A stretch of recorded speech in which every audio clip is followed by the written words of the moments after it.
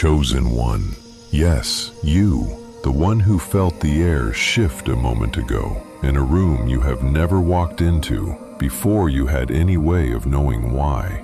Before we begin, do something for me. Sit down. If there is a door near you, close it. Put your phone face down on the table, screen against the wood, where nothing can reach for you while we talk. Unclench your jaw. You didn't notice you were holding it. And breathe out, all the way out. Not a polite little breath, the long one, the one that empties you, and let the next breath arrive on its own. Good. That's the chosen one I'm speaking to. Now listen, because something happened that you were not in the room for. Somewhere, in a building you have never entered, your name came up in front of people you have never met, and the room went quiet. Not the quiet of nothing, the other quiet. The one that falls when a table of powerful people realizes they are talking about someone who is already spoken for. For years, you carried a particular kind of loneliness, not the loud kind, the quiet, professional kind, the sense that in every room that mattered, you were starting from zero, that your name meant nothing where the real decisions got made, that you would always have to walk in cold, introduce yourself, prove the whole case again from the first sentence, because nobody up there had ever heard of you, and nobody up there ever would. You built your whole self-image on that. You told yourself you were on your own, that if a door was ever going to open, you'd have to break it down yourself, because there was no one standing on the other side of it who knew your name. This week, that story cracked. It wasn't loud. That's what I need you to understand. It was small. Maybe you noticed a call get returned faster than it should have. Maybe an introduction happened that you didn't arrange and can't trace. Maybe something opened, slightly, at an angle you didn't push on, and you felt the draft of it and told yourself it was nothing. But somewhere, in a room you were not in, your name was said out loud, and the air went cold. Not because you did anything, you weren't there. It went cold because someone at that table spoke up for you when they had absolutely nothing to gain by it. No angle, no favor owed, no stake in whether you rose or fell. Just a plain sentence dropped into the quiet from a person the rest of the room could not afford to ignore. And in that instant, everyone recalculated, because a name backed by nothing can be dismissed. A name backed by someone with nothing to gain cannot. Here is what they are only now beginning to understand. You were never as unknown as you felt. While you were down here assuming no one up there had ever heard of you, your name was quietly moving through rooms you'd have given a year of your life to enter.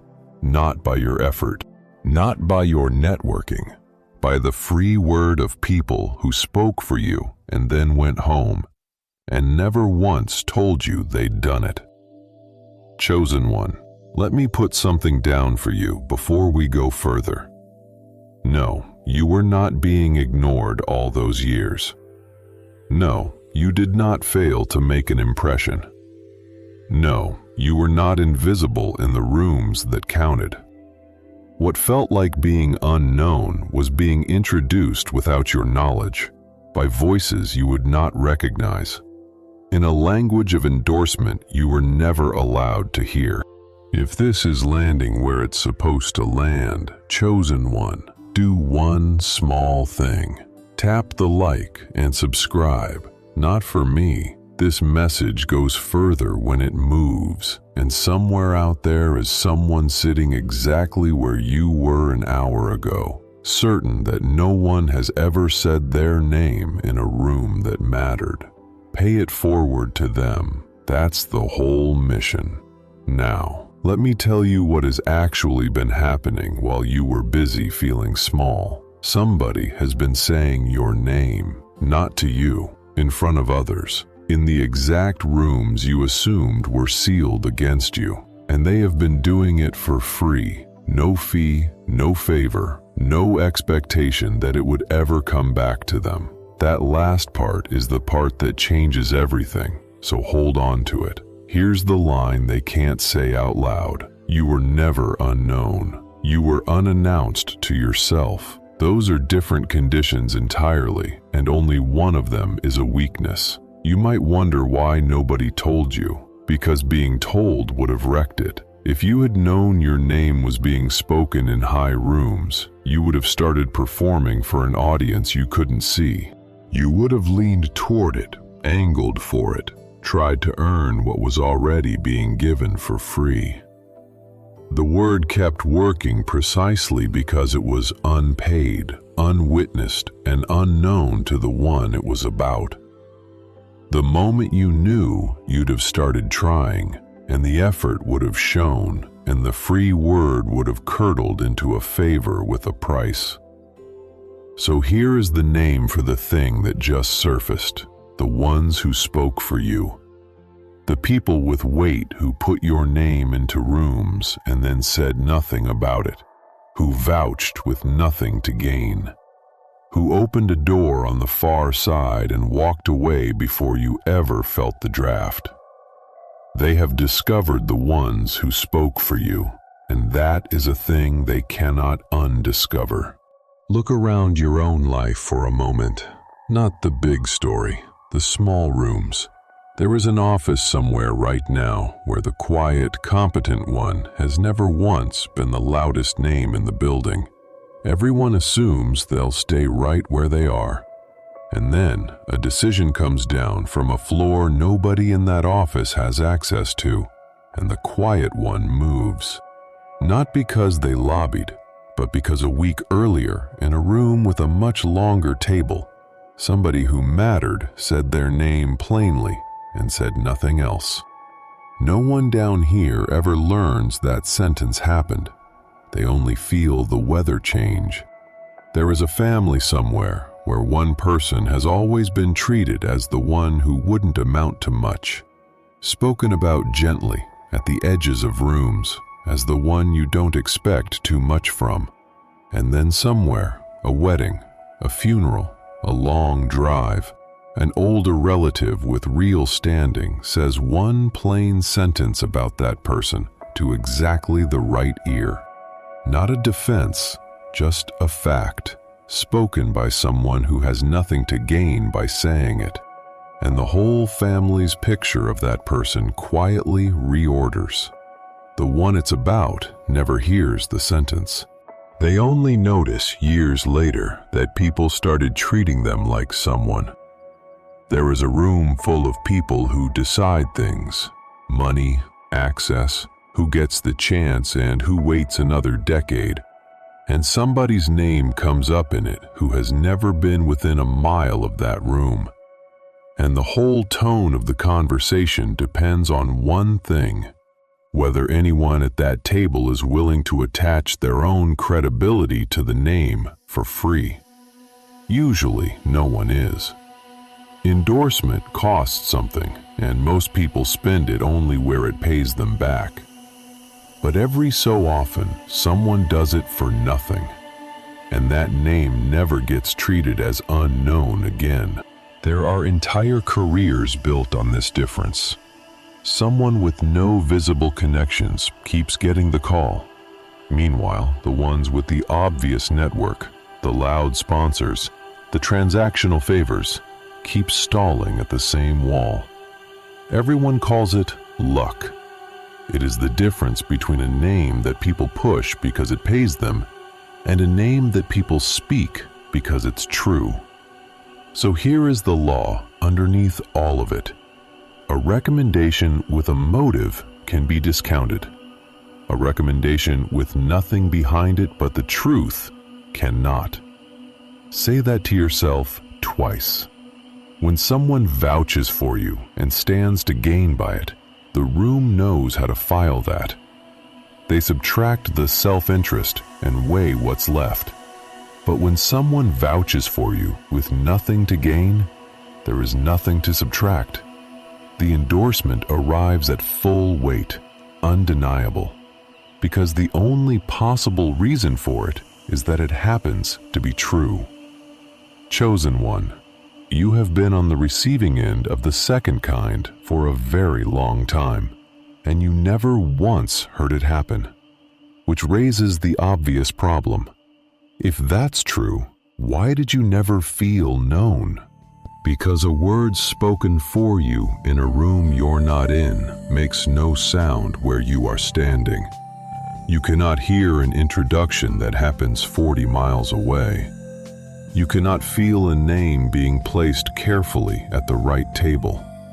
You experienced all of it as ordinary obscurity, as a slow climb, as proof that you were on your own. You did not see a hand on the door. You saw a closed door, and you blamed the fact that nobody knew you. Nothing arriving was the shape of the gift being carried. And a word that you can hear is a word that changes you. The moment you knew you were being spoken for, you'd start performing for the ear you imagined listening. You'd reference it. You'd lean on it in a hard moment. The only reason the free word worked is that you never knew it was being given, so you kept becoming the person it claimed you already were. No, you did not fail to get noticed. No, you did not have to do it all alone. You were being spoken for on purpose by people who decided your name mattered more than your awareness of it. And now they know.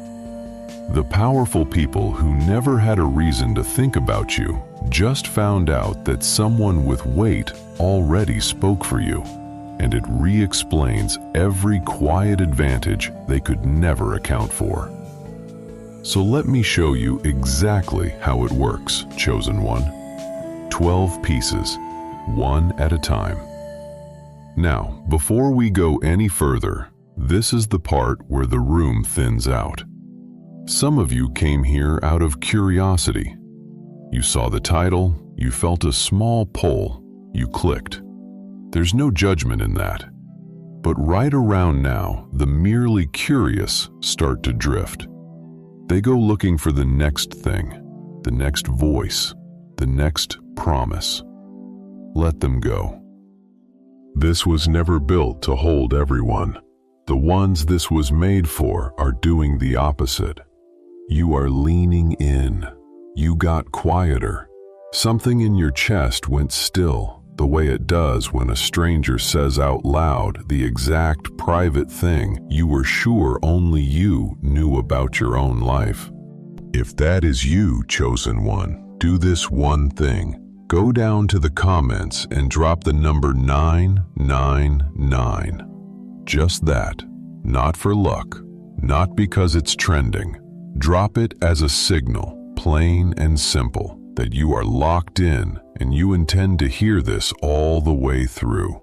999 is the number of completion, the moment a long thing quietly finishes and turns into something settled. Consider it a hand raised in a quiet room. I will see it. Others will see it, and they will know they are not the only one sitting with this tonight. And while you're there, the like and the subscribe keep this reaching the people who need it. Here is what comes next. Not more feeling, not more comfort. 12 pieces, laid out in order, precise and step by step, showing you exactly what happened when your name entered that room, who spoke it, and why the air went cold the moment they understood. Number 1. The moment the room went quiet. They did not go still because of what you might do. They went still because of what they finally heard. You were not in that room, so let me tell you what it felt like from the inside of it. A name comes up, your name, and it's moving toward the usual fate of an unfamiliar name, which is a polite nothing, a shrug, a next item. And then one person at the table, a person the others measure themselves against, says a plain sentence about you, and does not smile while saying it, and does not ask for anything after. And the sentence just sits there, because there is no self-interest in it to explain it away. That is when the quiet fell. Not a hostile quiet, a recalculating one. Everyone in that room ran the same fast, silent math at the same moment. If that person is willing to say that about this name for free in front of us, then we have been misfiling this name the entire time.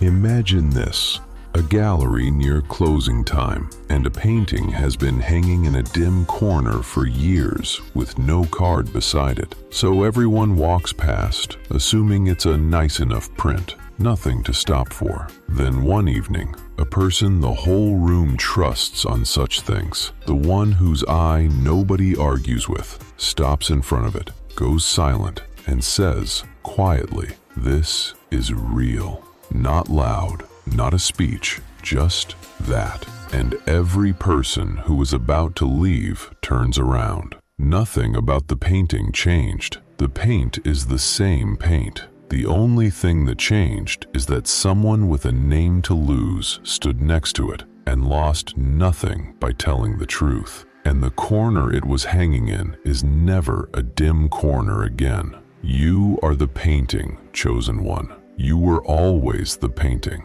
You just spent years hanging in the corner, measuring yourself by the fact that no one stopped. You might wonder why the reaction in that room was so strong when nothing was actually decided in the moment, because it wasn't about the decision in front of them. It was about all the decisions behind them. Every time your name had crossed one of their desks and been waved off. Every room you'd been kept out of on the assumption that you were no one. In one breath, they weren't calculating your future. They were rereading your past and finding in every dismissal evidence of their own bad eye. The cold in that room was not aimed at you. It was the sound of a group of confident people quietly recognizing they'd been wrong on a schedule. Here's the line they can't say out loud. We treated that name like it was unattached, and it turns out it was never unattached at all. No, you did not miss a step. No, you did not fail to make yourself known. You simply stood, unaware, in a place where someone finally said your name for free, and the saying of it was never yours to control. The quiet was not a verdict against you. It was a room revising itself. Number 2. The word with nothing behind it. What made the vouch unanswerable was that the one who gave it wanted nothing. You have spent your life a little suspicious of endorsement, and you were right to be. Most of it is transactional. Somebody recommends you because it positions them, because you'll owe them, because your rise makes them look like a good picker of people. That kind of praise is real, but it's discountable, and everyone in a serious room knows to discount it.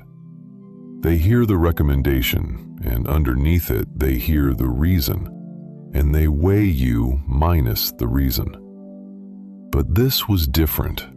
What happened in that room was a word given by someone with no angle in you at all, no stake in your success, no favor to collect, nothing to position, nothing to gain, nothing to lose either way. And that is the one kind of endorsement that cannot be reduced. There is nothing to subtract from it. It arrives at full weight and stays there. Imagine this, a witness in a case where everyone else on the stand has an obvious reason to shade the truth. Money, loyalty, fear, something to protect.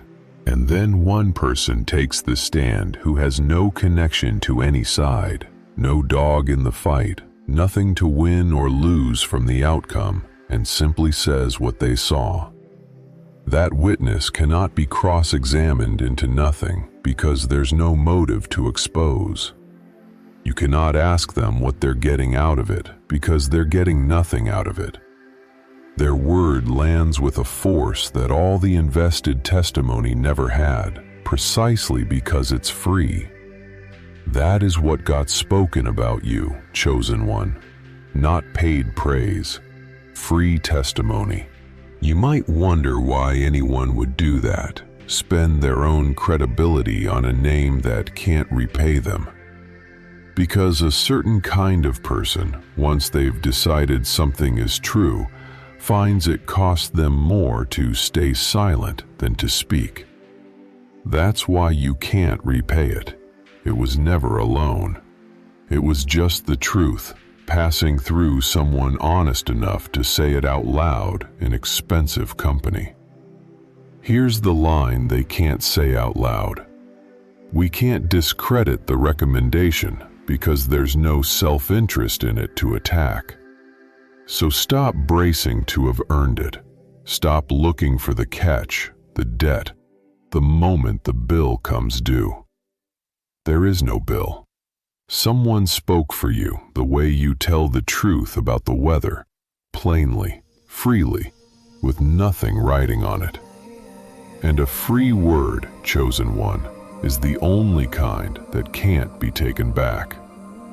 The vouch had nothing behind it but you. That's exactly why it held. Number 3. Known before you arrived. You spent years introducing yourself to rooms that already had your file. There is a particular exhaustion you know well, the exhaustion of the cold open, walking into every new room, certain you are starting from zero, that these people have never heard of you, that you have to earn the first inch all over again before you're allowed to say anything that matters. You built stamina for that. You got good at it, and you assumed it was the permanent condition of your life. Always the newcomer, always unknown, always proving it from scratch. Here is what you never got to see. In more rooms than you'll ever count, you were not unknown when you walked in. You were pre-introduced. Your name had arrived ahead of you, carried by someone you may never identify, laid down quietly before you ever knocked. So the room you thought you were meeting cold had, in fact, already been told who you were by someone whose word they trusted more than your own nervous first impression. Imagine this: a traveler arriving in a town they've never seen, braced to be treated like a stranger, rehearsing how they'll explain themselves at the inn. And they walk in, and the keeper says their name before they say it, and sets a place that was already laid, because a rider came through the day before, someone the town knows, and left word. Treat this one well, they're worth it. And no, I don't want anything for saying so. The traveler never saw the rider, never will. They only feel the strange warmth of a welcome they didn't earn in the moment, and mistake it for luck or for a friendly town. You have been that traveler in a dozen towns, chosen one. You thought the welcomes were luck. They were word sent ahead. And before we go any deeper, chosen one, do one small thing. If this is landing where it was meant to land, drop 999 in the comments. Not for me, but as a quiet hand raised in a crowded room, a way of saying, I am here. I am one of the ones this was written for. 999, the number of a cycle finishing, a season closing on time, a thing completed. Leave it below and let the next chosen one see they are not the only one who stayed. You might wonder why you still felt like a stranger if you were always pre-introduced. Because being spoken for and knowing you were spoken for are different worlds. You walked in braced for zero, so you performed the newcomer, even in rooms that already knew you. Your own nerves narrated a rejection that was never actually in the room. The welcome was there. You were too busy defending against a coldness that had already been canceled to feel the warmth that had replaced it. Here's the line they can't say out loud. They came in thinking they had to earn our attention. They already had it before the door opened. So stop rehearsing the cold open. No, you were not starting from zero. No, you were not walking into rooms that had never heard your name. You were walking in pre-introduced by people who spoke for you and left. And you spent the whole time apologizing for a presence that had already been vouched for. Your name got to the room before your feet did. It always had. Number 4. The door you feel from the outside. Some doors do not open toward you. They open for you on the far side, where you will only ever feel the draft. There is a thing you have half noticed your whole life and never had words for. Occasionally, something opens. An opportunity you didn't chase arrives. A path that should have been blocked turns out to be clear. And you never see the mechanism. You never catch the hand on the handle. You just feel, suddenly, a coolness moving through your life where a wall used to be. And you can't point to the moment it changed. That's because some doors don't open toward you. They open away from you, on the far side, in a room you'll never enter. Someone in there decided, on the strength of a name spoken for free, to leave a way clear for you. You will never see that door. You were never meant to. You will only ever feel it, the draft of an opening you didn't make, moving quietly through your ordinary week. Imagine this, a house in high summer where the air suddenly goes cool and easy, and the person living in it assumes the weather simply turned kind. They don't go looking for a reason, but somewhere on the far side of the house, a window they never opened was opened for them by someone who came while they slept, decided the room should breathe, and left without a note. The sleeper wakes to comfort they didn't arrange in a house they thought was sealed and calls it a good morning. They felt the draft. They never saw the window. You have been feeling those drafts for years, chosen one, and calling them good mornings. You might wonder why the door has to stay out of sight, why you can't be shown the opening and thank whoever made it. Because a door you can see is a door you'll stand in and guard. And a guarded door stops being a passage and starts being a possession. You'd hover at it. You'd worry it shut. You'd try to hold it open with your own strength, which was never what held it. It stays invisible so it can stay open. You feel the draft precisely so you won't reach for the handle and, in gripping it, close it. Here's the line they can't say out loud. The opening we made for them works only because they'll never find the door. So stop trying to locate the mechanism. No, you did not imagine the ease. No, that clear path was not your reward for effort you can name. A door was opened for you in a room you'll never enter. And the coolness you keep feeling in your life is real. Stop hunting for the window. Just breathe the air that's coming through it. You will only ever feel it from the outside. That is not the gift being withheld. That is the gift working. Number 5. Why the ones who spoke stayed silent.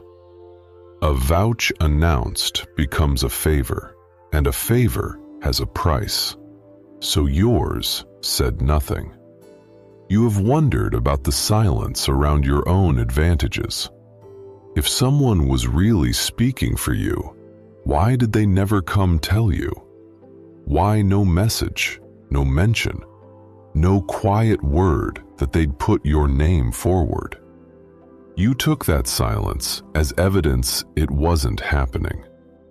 It was, in fact, the exact proof that it was, and that it was being done right. Here is what most people never learn.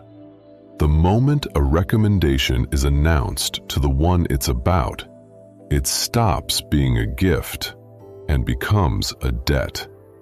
Now you owe. Now there's a ledger. Now, somewhere down the line, the person who spoke for you can, even without meaning to, call it in, and your rise gets attached to their favor. And the free word turns into a transaction with a running balance.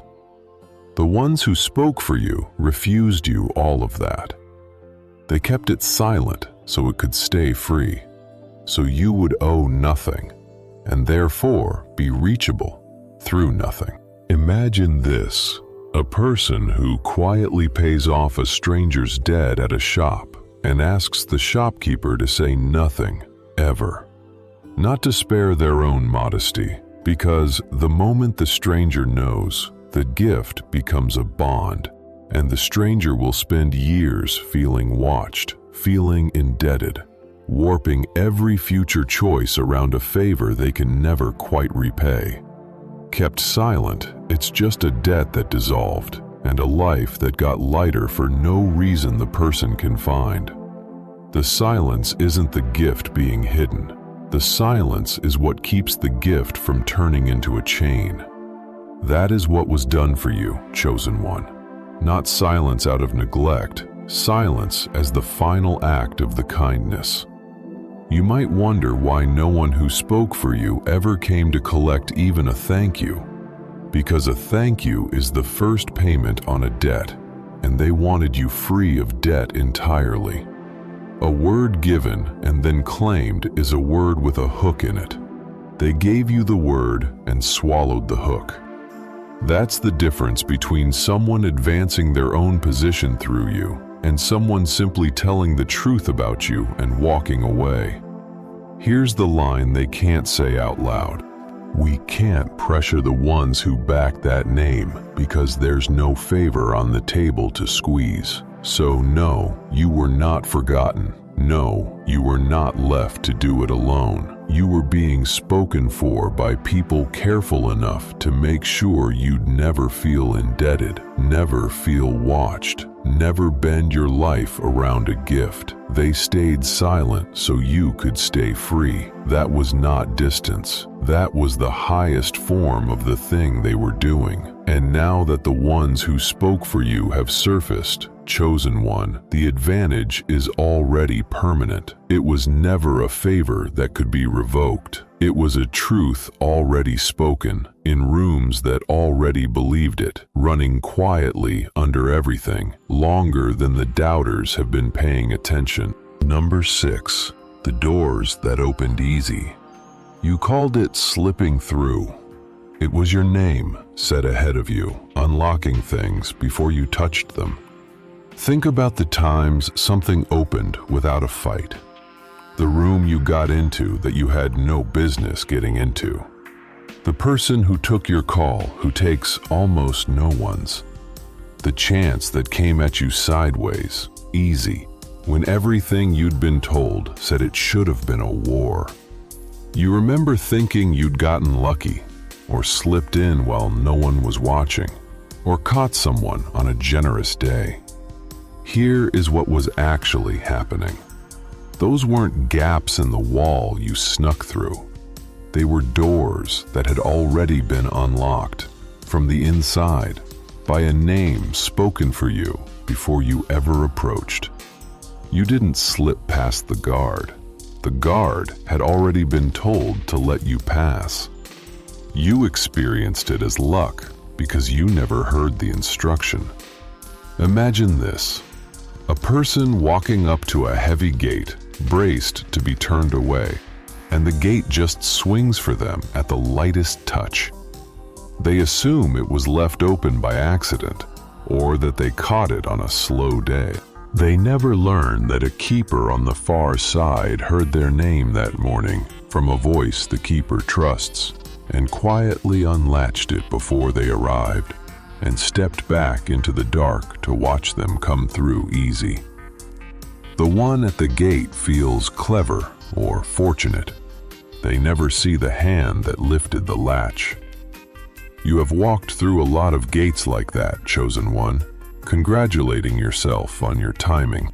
You might wonder why it never felt earned, why the easy doors always left you faintly uneasy, like you'd cheated somehow. Because part of you knew you hadn't done the thing that should have opened it. And you were right. You hadn't. Someone else had, ahead of you, for free. The unease wasn't guilt. It was your instinct correctly registering that a hand you couldn't see had been on the latch. It was never telling you that you didn't belong. It was telling you that you were carried. Here's the line they can't say out loud. The doors we thought we controlled were opening for that name before we ever got a vote.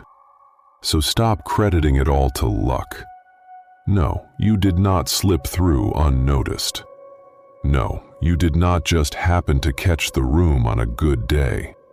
You walked through doors that were unlatched for you in advance, on the strength of a name that people spoke when you weren't there to hear it. The easy doors were never accidents. They were introductions you never got to see performed. Number 7. What the quiet was made of. The room did not go cold with judgment. It went cold with recalculation. You have imagined that room, haven't you? Powerful people, your name in the air, and a sudden silence, and some part of you, the old part, the frightened part, assumed the silence meant they'd found you wanting, that the quiet was a verdict, that they went still because someone had finally confirmed the worst thing you believe about yourself. Let me take that reading apart, because it is exactly upside down. That silence was not judgment, it was arithmetic. Everyone in that room had a running estimate of you, most of them a low one, most of them barely an estimate at all, and in a single sentence, that estimate was shown to be wrong. The quiet was the sound of a table full of people revising a number simultaneously and not wanting to be the first to speak while they did it. You don't go silent when someone confirms what you thought. You go silent when someone dismantles it in front of witnesses. Imagine this. A card table where everyone thinks they've read everyone, the hands all more or less known, the outcome all but settled. And then one card turns over that changes the whole board.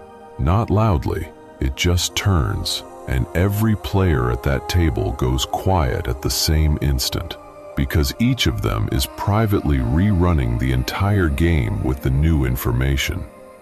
Nobody speaks. Not because the game is over, because everybody is recalculating at once, and the silence is just the sound of a room full of people being wrong in the same moment and knowing it. That is the quiet your name made, chosen one. Not a verdict, a recount. You might wonder why a good thing, being vouched for, landed in that room as a chill instead of warmth. Because for them, it wasn't only good news about you. It was bad news about their own judgment. To accept that your name deserved that free word, they had to accept that they'd been misreading you, possibly for years, possibly in rooms where it cost you. The cold was them, feeling the temperature of their own mistake. Your rise and their embarrassment arrived in the same sentence. The warmth was yours, the chill was theirs to sit in. Here's the line they can't say out loud. If that name is worth vouching for, then every time we waved it off, we were the ones getting it wrong. So, no, you did not fail some test in that room.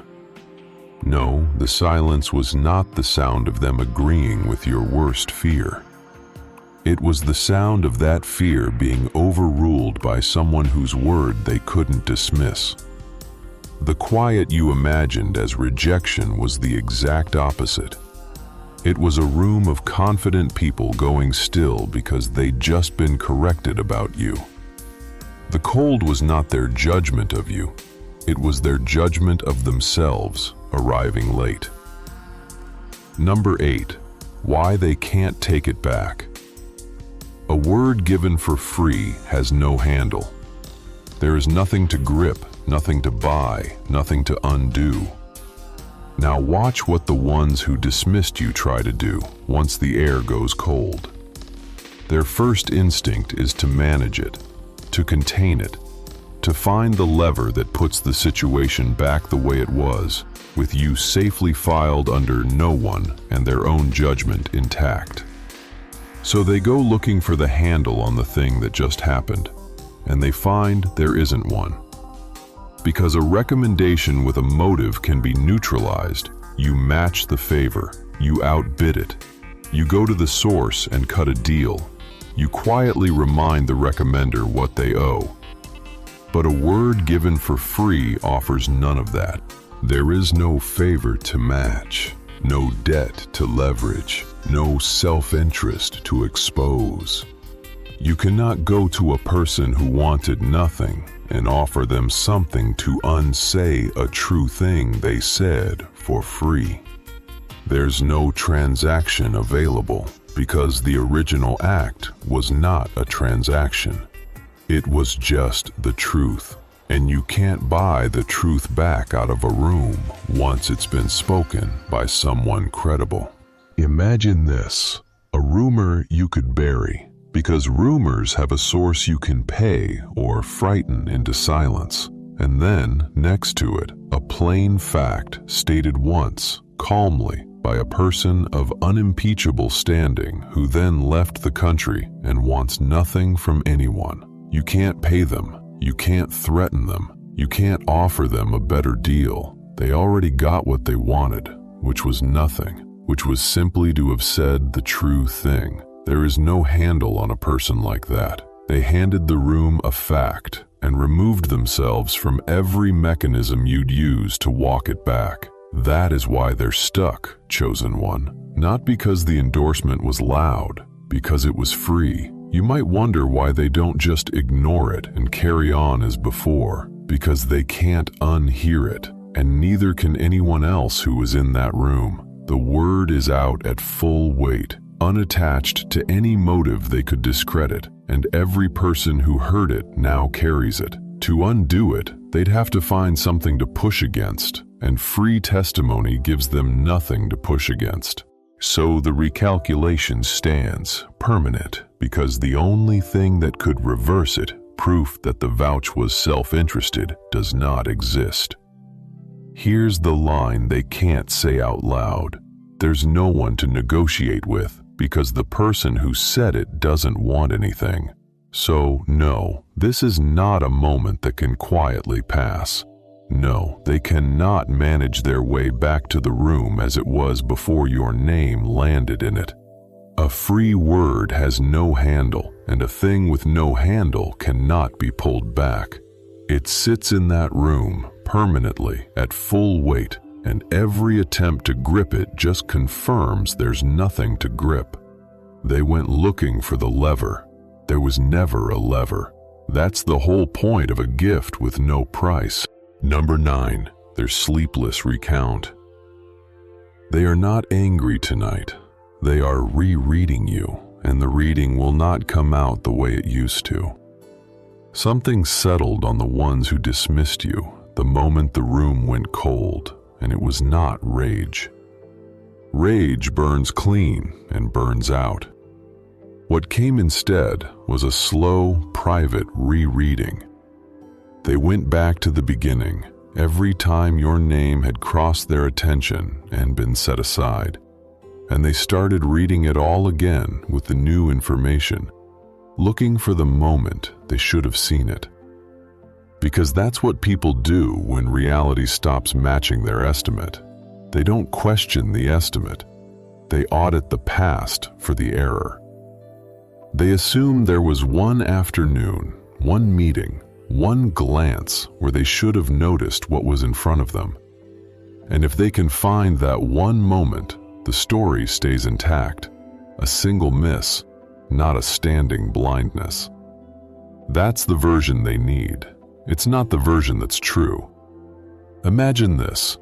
A scout who passed on someone years ago, waved them off in one quick look, and moved on certain of the call. And then that name surfaces, spoken for by someone whose eye the scout has never once doubted. And the scout goes home and cannot sleep, and pulls out the old notes and reads them again and again, hunting for what they missed, because the alternative is admitting the miss wasn't in the notes, it was in the eye. And an eye that missed once can be trusted to catch it next time. An eye that was simply blind to this whole kind of person has to be rebuilt from nothing. And it's very late, and the lamp is buzzing, and the notes still say what they said. That is where they live now, chosen one. You might wonder why they can't just let it go, chalk it up, move on. Because there was never one clean miss to forgive themselves for. There were years of small dismissals, each one made confidently, each one now wearing a different face. You cannot correct a single error you can locate. You can only sit inside a pattern you can't stop rereading. And a rereading that never resolves doesn't fade. It loops. Here's the line they can't say out loud. We keep going back over it because we can't find the one place we went wrong. It was everywhere. So notice what this costs them, chosen one, and take the quiet satisfaction you're allowed. Their attention is now split. Part of them is in the present, and part is stuck in some ordinary day from years ago, rereading it for the tell they missed. They're not building, they're auditing. And a person auditing their own past judgment has taken themselves off the board and doesn't know it yet. Let them recount.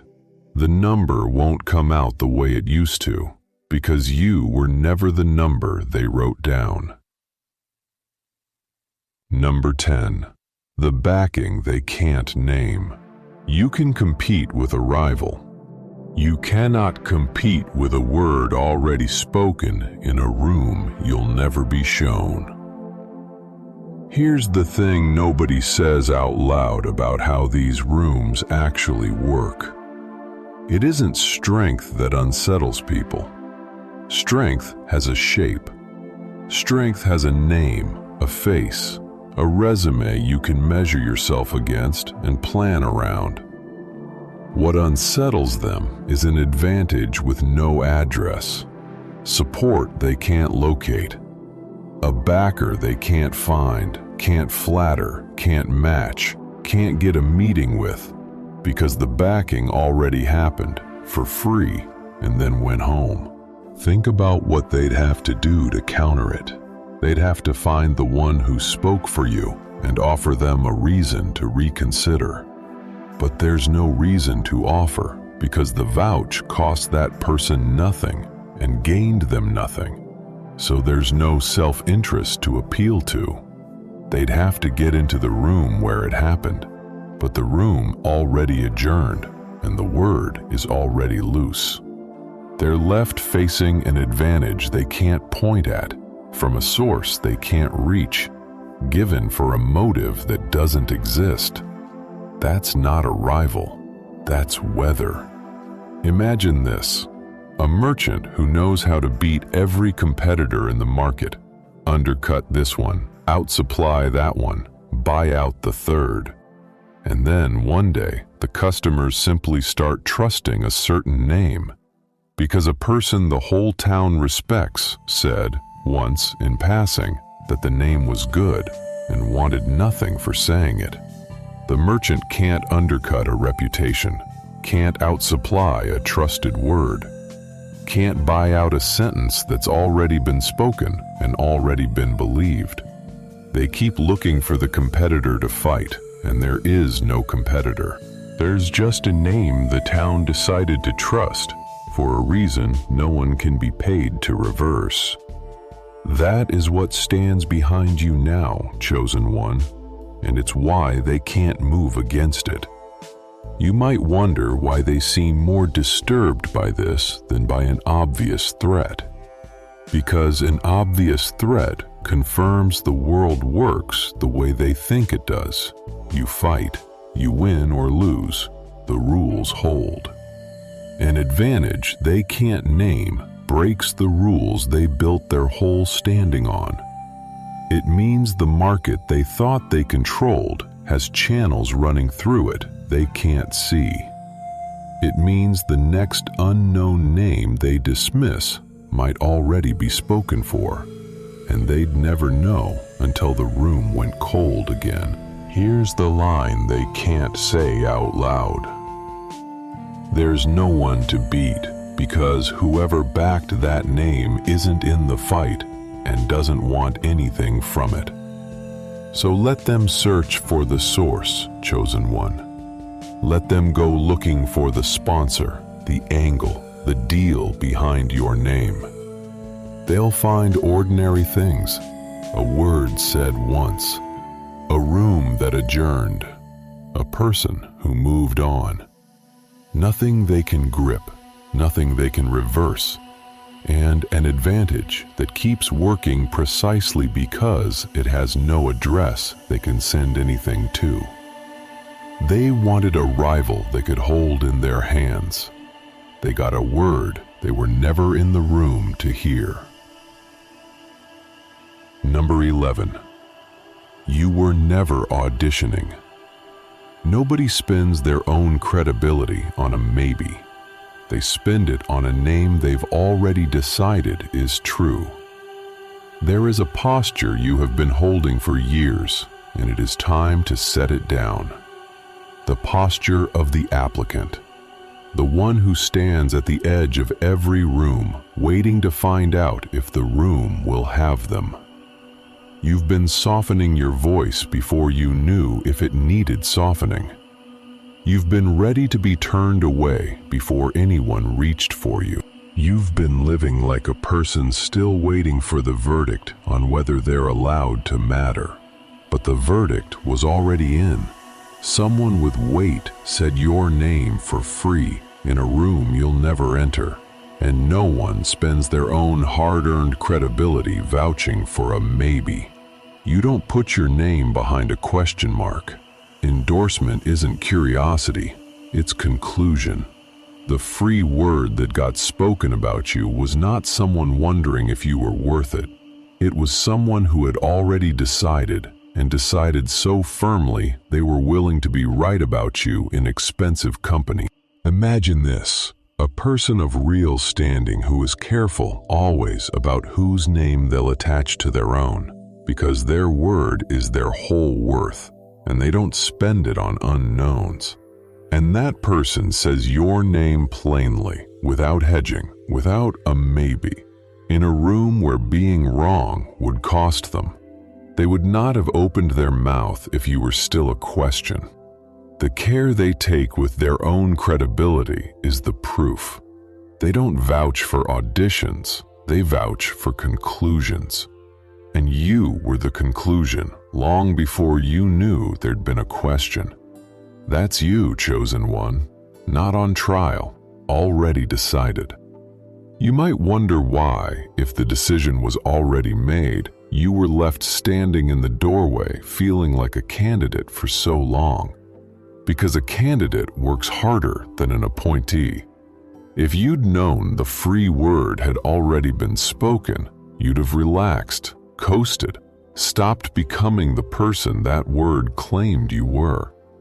The uncertainty wasn't neglect. It was the pressure that kept building you into the truth of what had already been said about you. And that pressure has done its work. You can set the audition down now. Here's the line they can't say out loud. You don't put your own name on the line for someone you're